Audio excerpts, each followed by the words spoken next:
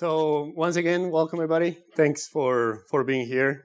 We love putting up this event, so we appreciate you taking the time to come and hope you enjoy the talks. You're having a good time. My name is Garcia Jaramillo. I'm a delivery consultant here at Arctiq, and today I'm going to be talking around GitHub and GitHub Safe-Settings. Everybody familiar here with GitHub? Yeah? Does someone know or has used Safe-Settings yet? Oh, perfect. Perfect. So what I will be talking about is managing repository settings with GitHub Safe-Settings. Throughout my years in consulting, there's a common topic or issue that I see when I'm onboarding on new projects, when I'm starting something with a client, and it's all around user access, documentation, and sometimes what that means is we get on a new project. It takes a while for us to get access to the right repositories. Maybe some customers have the integration with AD, and it's just a matter of adding it to a team. Sometimes it's more a manual work. So that takes a little bit of time for us to get that access for it. And then once that happens, we end up with a bunch of access to repositories and different areas, but we don't know what's on those repositories. Maybe there's lack of documentation, there's not a README. Beside the name, giving us a hint of what the repo is about, we don't know the contents of what's holding. So we spend some time with either the engineers of the team or us just going through the repo, understanding what it is before we can actually start on the project. So this is why I want to talk about safe settings. It helps a little bit with these pain points. So let's start with explain a little bit what is safe settings. It's a node-based application that allows us through policy as code to configure settings for different GitHub repositories. These settings can be configured at different levels. So think about the org level. An enterprise in GitHub holds multiple organizations. So we can configure settings for these repositories, in this case, in a global setting under the orgs. The other example would be in a sub-org. So let's say we don't want the settings to apply to all the repos, but we want them just to apply to a collection or a set of repos. That's when we'll use a sub-organization. And finally, we have the repository level. Settings that will apply just to a single repo. We don't want it affecting everything else. So they will go on that level. The way the app works, it uses a set of YAML files containing all the settings that you want to define. So there will be a file for the global settings for the org. Depending on how many repos you want to manage via safe settings, then it will be a file for each repo for the repositories and so on for the organization. Something to note here is it's cascade, so the more granular, more specific settings definitions take precedence over those more broader ones. I'll expand a little bit more on that later. So let's go over some benefits and use cases of using GitHub Safe-Settings. So something that I like is the centralized management and the automated repository creation. When I mean centralized management, all the settings for our repos will be held in a single repository, will be the admin repository. So rather than us having us going through the settings of an individual repo, configuring it to match whatever our standard is in our organization, we can just commit a couple files, ensure those settings are there in the admin repo, and it will apply to the different organization or repositories you have. It also allows us to create, if we define a setting for a specific repo, it allows us to create that repo automatically, so it doesn't need to exist. There's a couple flags that I will introduce later, and that will create the repo for us. Another benefit is the setting standardization and consistency. So there's times where we're working with 3 different repos that are part of the same application or maybe pipelines. And we see that in one, we're able to submit changes, do certain actions, but we go into the other one, there's more restricted. So the settings are not always consistent. Sometimes the organization follows some naming convention, but the repos that we find they're not standard in that case. So what the tool here allows us to configure is A validation around names. So if it doesn't follow a certain pattern, it will give you a flag saying, yeah, this name doesn't follow the naming convention. It won't stop you from creating the repo, but still alerts you on that. You can also configure settings like the visibility. So if you're familiar with the visibility of repos in GitHub, you can pick if you want a repo to be public, if you want to be private. If you're using GitHub Cloud, Enterprise Cloud or Enterprise Server, there's a third option, which is internal. This is basically, think about like a public, but so everyone in the organization will have access to that repo, but it won't be public to the internet. It's just everyone that has access to the enterprise. We can also configure wiki, issues, projects. So that allows us to ensure, like, if instead of having multiple admins or multiple users creating repos, and perhaps they didn't enable issues, they didn't enable some of these features, through safe settings, we make sure that all our repos are standard with all the features enabled across the board. Then we have access and security measures. This is one that I like a lot, and one of my backgrounds is a security guy. So I like when we can control the permissions, teams access, collaborators. So we have that ability with GitHub Safe-Settings. We define a couple teams, what permission we want to grant them. So admin or pool or push, depending what you define. And as you know, for the GitHub repos, usually we hold the code for that golden code or for production or working code for an application. We hold it in a main branch. And we have in parallel branches where other developers are working on features or bug fixes. So we always want to protect that main branch. We put some branch protection rules.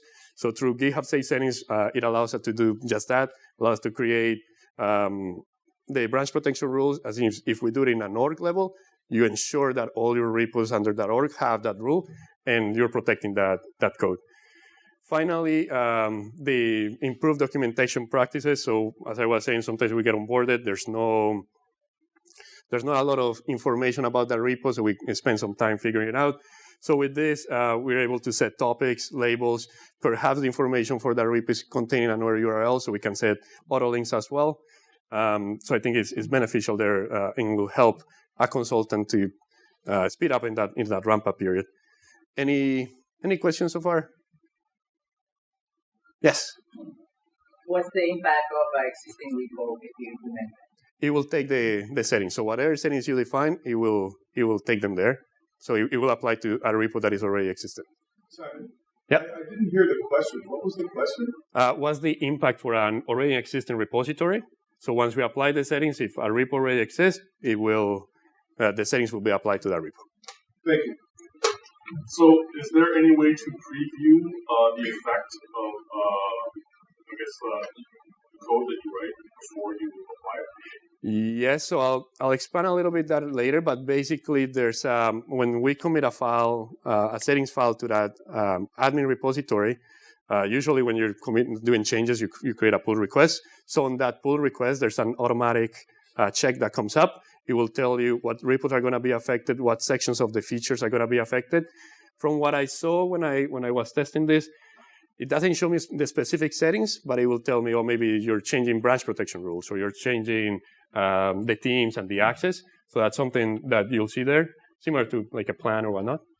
Make sense? Perfect. So let's talk a little bit about the application configuration. What goes into the main app and the settings. So the app runs is a node-based app. It runs in a container. There's two primary files that you configure or set for the app. One is contains the environment settings.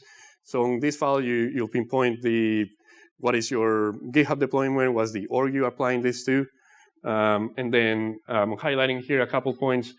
So of course, for everything to work, you need a GitHub app to talk to the Safe Settings app and listen to webhooks or events to apply the settings. This information is sensitive, so we gotta make sure we protect this file, like we just access that is limited access. You perhaps want to integrate it with a secrets management solution to protect that private key and the secret. Then on the second box, we have two important features. One is being able to see the logs. So if you configure something wrong in the settings file and it's not compatible with the application, then we're able to inspect those logs and see what was the issue. And finally, a cron. I'll expand a little bit more on that at the end as well. But it's basically a schedule how often you want the application to run, to check, to go and commit changes or whatnot. The next file is the deployment settings file. I like to think of this as kind of the guardrails for the settings overall that you set on the organization. So there's a couple areas here that I want to highlight. One is, let's say we're testing this, we're just doing a POC, we don't want it to apply to, we only want it to apply to certain repos, so maybe we have some repos that we always want to exclude, so you can put it on the exclude section. Or if you're just POCing, you want to make sure it only works in one repo regardless what's configured, you can use the include section as well, and regardless what's configured on the settings file, it will only affect that repo on the include section. Then on the other box, this is what I like to think about the guardrails. An example here is admin access cannot be given to collaborators, right? So in my enterprise, like my practice is, regardless of the collaborator, I don't want them to have admin access. As an admin, I can go into that settings file for the organizational repo, still create a collaborator and give it admin access. Once I apply that file, it will go against this config validation. I will get an error saying, yeah, you cannot, you apply admin access to a collaborator, that's not allowed. So you will receive that message so you can fix that properly. Any questions around that? Yeah. Just to confirm, you need to deploy this application on your infra or something like that. It's not like a GitHub action or something. Correct. It runs separate in a container separately, and I'll go through the deployment options in a few minutes. Let's go through the settings file. So this is what we actually configure for the repository. So the structure, we have an admin repository. That's where our settings file goes. That's for our organization. And then 2 folders that will contain the settings file either for repositories or sub-orgs. And this is how, these are pieces of the config file. There's a bunch of other features that, of course, for visibility, I didn't add it.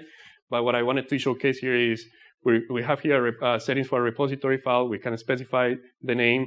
And this is where the automation piece comes in. There's 2 flags, the force create and the auto init. So the force create, of course, is to create a repo for you.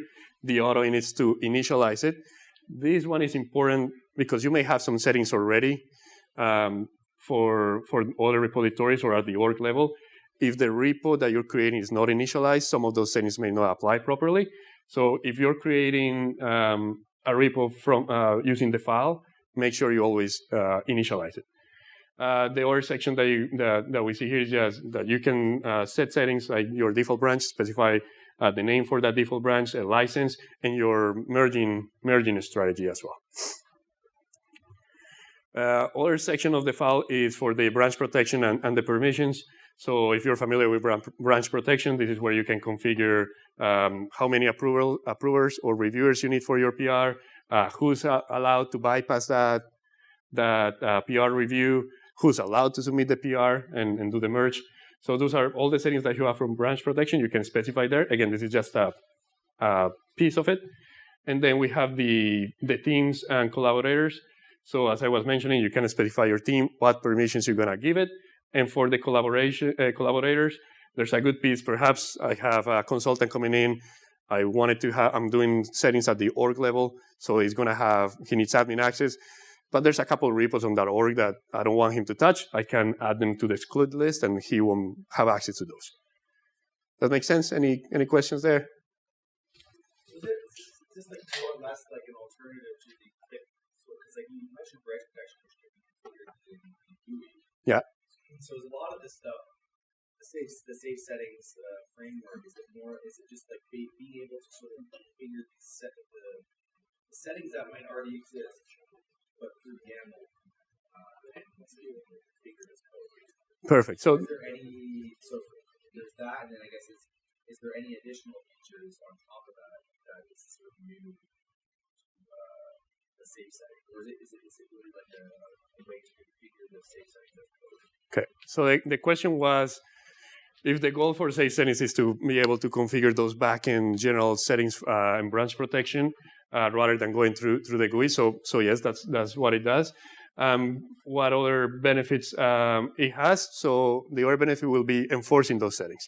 So you as an admin, you can configure something, and then if I'm an admin as well, I can just change it. With this app running behind the scenes all the time, I can do a change. You can revert it, or you can change something else, but the app will revert it to whatever the file has. So if you disable, if you do a change, as far as the app is running with the scheduler, or that's why the cron schedule comes really handy. It will revert that change. So I'll go through on the demo. I'll go through that example. Yeah, making maybe you're testing something and exactly.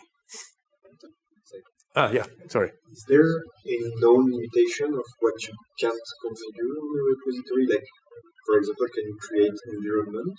Can I create an environment? So the question is if there's limitation of what you configure, if I can configure an environment. I haven't seen that option here. No. I know we can create repos from templates, but I'm not sure if I have to test if that's something we can also, if that will transfer. But as far as environments, haven't played with that feature. If it's the GitHub templates, normal, the environments are not. It won't be there. So, cool. So let's talk a little bit about the deployment and the execution. So right now, on the GitHub Safe-Settings repo, you will find documentation that supports the deployment in Docker. That's what I'm currently running for this demo. Then we also have Helm charts if you want to apply that for Kubernetes. We actually, a colleague of us, not here tonight, he actually made some contribution to the Helm charts recently, so that's it's good to see. And then you can also run it in Heroku and Glitch. This is around the triggers. So what triggers the safe setting to execute, to take place? So we talk about the cron, that's the schedule that you can set. But if maybe you're POCing or you're doing a demo and you don't want the thing to run automatically, it also listens to some events. So one will be a repository gets created. Once that happens, a webhook goes into the app telling safe settings, hey, go and kick in and apply the settings either for an org or as a org, whatever you have. So it will apply those respectively. If you do any modifications to your settings file or any of the repo specific or sub-org settings file, it will pick up that as well and apply them, send a webhook event and apply them to the repository respectively, and then the pull request. So something we talked earlier, you can do a dry run or a no-op test. So you'll submit a pull request against that admin repo. It will show you that if the changes that you're proposing that you want to merge, if they're merged, it will show you what repos are affected, what sections those settings are being changed. Yeah. I said it's like relatively punctual interactions. Have you seen any deployment options using serverless things for that? No, not for that yet. Yeah, the project started when I was checking. I think the fall of 2021, so it's still recent. If we go into the version, it's still in release candidate. So I think it's still on the works. But I could see that like a nice serverless option, but they don't have it. I was talking to somebody else earlier, and they asked, well, if it's something that GitHub can provide, why do they put it right away on the GUI, right? Yeah. So I presume it's something that's on the works and they're testing, and I cannot talk for GitHub here. But if it's something that it gets adopted, I don't see why they cannot put it on the GUI itself. Yes, Greg? Yeah, I think that makes sense. I think that's been it's a common pattern with early release sort of stuff. So this thing's like an actual service that runs somewhere. I think eventually that probably would be offboarded as sort of a native. The way I was envisioning it earlier was like it's just files in a repo and that's it. But it's actually a service. Yeah. Either it's some sort of microservice or whatever, Docker. Then it's just idle and then checking the repos. Exactly. So yeah. I think there's been other things that's like early release type behaviors where it's like eventually it will be integrated. They want to start in a controlled fashion so they can test it and develop it properly. Yeah, I agree. Well, so let's go into a little bit of the demo now. Where's my? I'm sure I can go from here.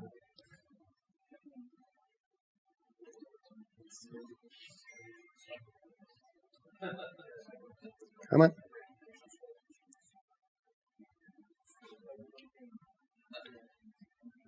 That didn't work. Okay, I'm just gotta stop the sharing for a minute here.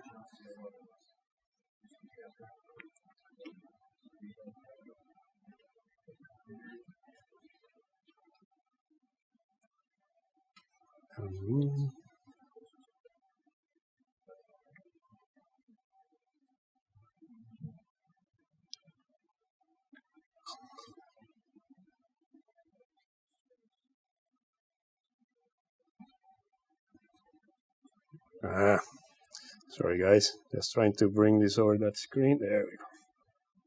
Perfect. Okay, and then we need to see. Okay, so what I have here, it's a test org with a different with a few repos. I'm gonna go through a couple examples of how to automatically create a repo and so on. So I have my admin repository. I have already pre-staged some of the files. I haven't. There's the lines are commented out just for speed processes. So again, you have that central admin repo, and then the GitHub folder. I have the structure of the repos and sub orgs, and then my main settings for the organization in this case. So let's start creating a cup. Yeah. Up your font size for Yep. Older and sitting far away. Thank you. Is that still viewable back there? Cool. So this is the just the file for creating a repo. So I'm gonna uncomment just a couple lines to do that creation.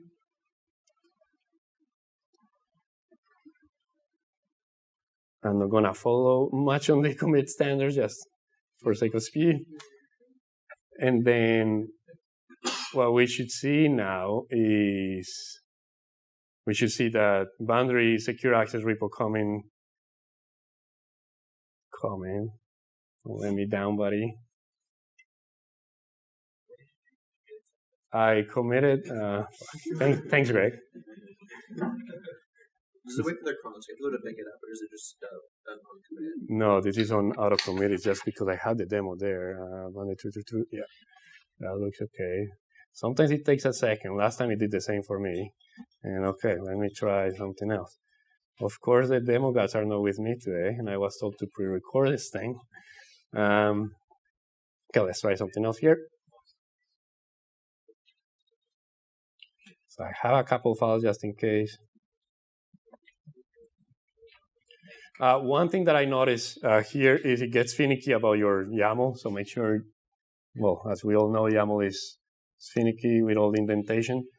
So make sure you don't have like extra lines and things like that.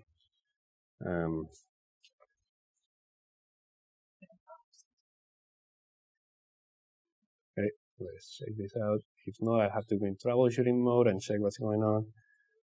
And that's what I have to do now. Okay, give me 1 sec. Where's my bar? So you expect a new repository to pop up magically. Maybe try Control F5. I tried the refresh. No, but there's something, I have something wrong here. Just give me 1 sec. Gotta make sure the container is running. And it is, so. I'm just going, behind the scenes, I'm going over the logs just to see what is it complaining about, but I may move to another example if this doesn't work.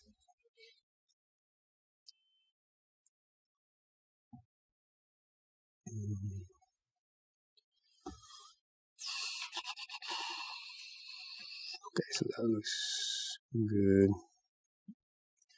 Okay, I'm gonna move over and I'll try to get to that repo. But again, yeah, ideally, what will happen there was once I uncommitted this and commented out these 2 lines, it will create the repository, and the repo should appear. So I hope it's not gonna do the same for the other stuff, because otherwise, what I was testing earlier is not working as expected now. So now.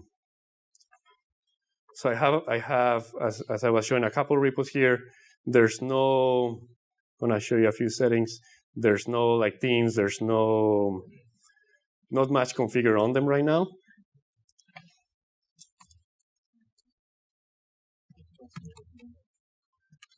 No, it's not that. It's not as simple, man.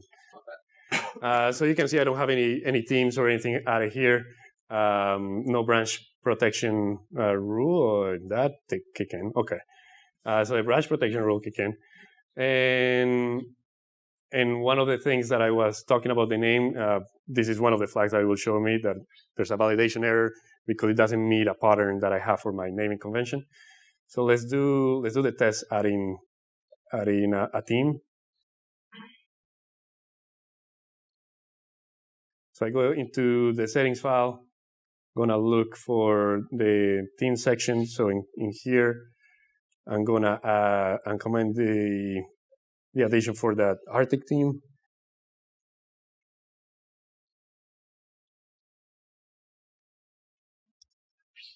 And upon commit, I should see this theme getting created on that repo. The reason why the branch protection show up is because I didn't have it commented out, but this is basically that definition.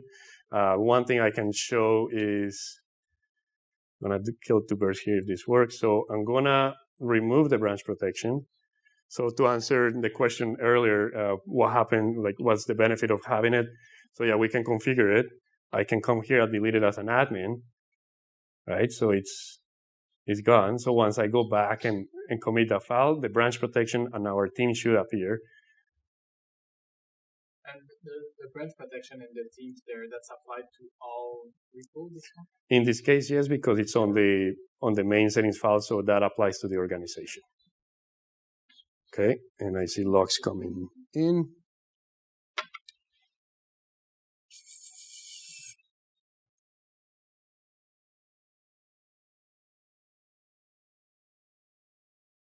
Oh, I see.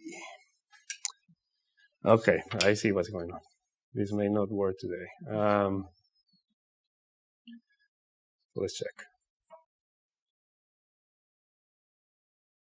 Yeah, so I'm getting on the logs here that there's a communication with a Docker container and my GitHub server. Let me see if I can fix that quick.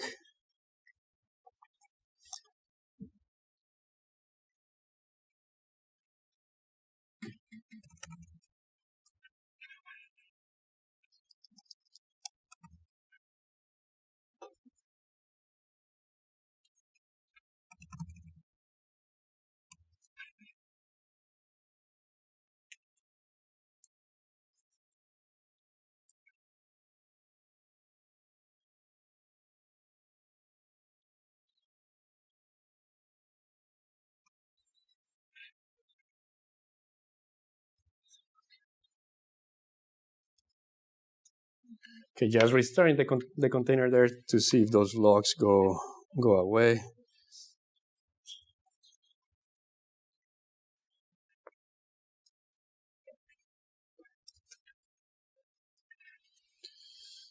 Okay, let's see what happens here. No themes and branch protection rule. No branch protection rule. Okay. So sorry, the demo piece is not working for me right now. But in Stasis, that's doing the change of the files will create like those branch protection rules will create different things for you and apply, basically modify those settings. Unfortunately, now I have something else going on that I'll have to check. I'll try to fix it for later if we have some time, but yeah, my apologies for not getting that going. And last thing that I want to have here is there's a QR code there for if you want to get the information to go into the safe settings and get more of the where all the code for that GitHub application is. But yeah, thanks for listening, and sorry for the technical issues.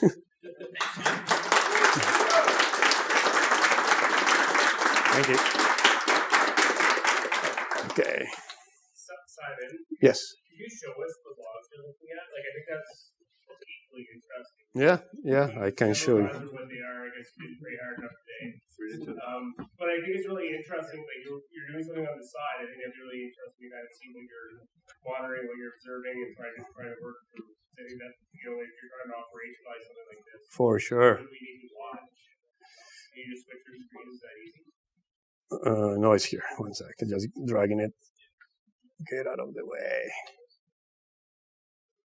No, fuck that. I love this screen share sometimes.